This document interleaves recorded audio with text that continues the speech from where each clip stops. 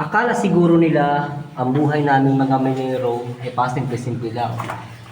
Pero dahil nga sa pamilya, alang-alang sa minamahal na mga anak at asawa, kahit anong lalim ng balon, pinapasok namin ang pinakamalalim na bahagi na madilim ng mundo na gaya nito.